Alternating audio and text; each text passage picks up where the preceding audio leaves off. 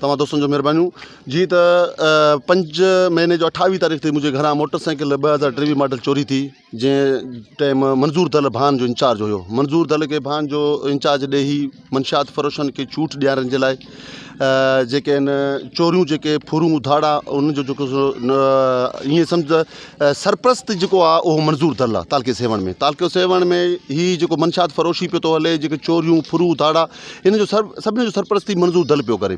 मुंहिंजे घर मोटरसाइकिल चोरी थी, उन खां पोइ कुझु ॾींहं खां पोइ करीम जमाली जो मोटरसाइकिल चोरी थियो। उन खां पोइ असांजो सदर आहे मुज़फ़र खोकर, उनजे घरां मोटरसाइकिल चोरी थी।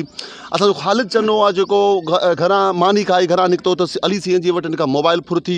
ये 4 चोरियूं स्क्रीन ते तव्हांजे साम्हूं ही 2 महीननि जो आहिनि, जेको मंज़ूर दल असांखे बार बार इहो कूड़ा ॾटा ॾींदो रहियो त तव्हांखे बसि चोरनि ते पहुची चुको आहियां। अॼु सुभाणे चोर गिरफ़्तार कंदासीं, तव्हांजो मोटरसाइकिल रिकवर कंदासीं, सॼो कूड़।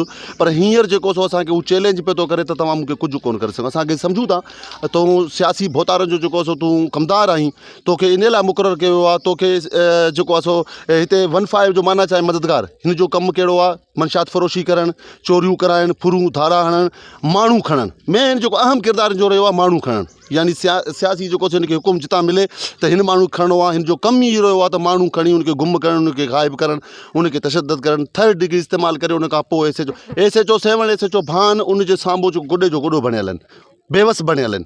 असां सम्झूं था त हीअ जेको बि असां वटि भान सिदाबाद जे साफ़ियुनि सां जेको ज़ुल्म पियो थिए, हीअ हथ सां कयो पियो वञे। हीअ मंज़ूर दल जेको सो असांखे कूड़ा ॾटा ॾेई हासेकार असांखे इंगेज करे ऐं असांखे जेको सो हींअर जवाबु पियो थो ॾिए। असां सां नाइंसाफ़ी गुज़िरियल काफ़ी टाइम खां वठी भान जा साफ़ी जेके सिंध जो वॾे वज़ीर जा जेके पंहिंजे ॻोठ जा साफ़ी आहियूं, असां जेका ईअं सम्झो त जेको आहे सो असां बेवस बणियल आहियूं। असांजो रोज़ु मोटरसाइकिल चोरियूं थियनि, फुरूं धाड़ा असांखां थियनि, नाइंसाफ़ियूं असां सां थियनि। असां केसिताईं असां इहो बर्दाश्त कंदासीं? अॼु असां सिंध जे वॾे वज़ीर सैयद मुराद अली शाह जे जेको सो CM हाउस वाउड अॻियां पुरअमन एहतिजाज पिया था कयूं। जेकॾहिं असां सां असालो न कयो वियो, SSP जामशोरो जे जेकॾहिं ॻाल्हि कजे त उहो बि जेको आहे सो हिन जो जेको सो कमदार बणियल आहे। SSP जामशोरो, DIG हैदराबाद, हीअ बि कुझु कोन था करे सघनि। सियासी मुदाख़लत आहे, तंहिंजे करे साफ़ियुनि सां थियल नाइंसाफ़ियुनि जो केरु नोटिस वठण लाइ तयारु कोन्हे।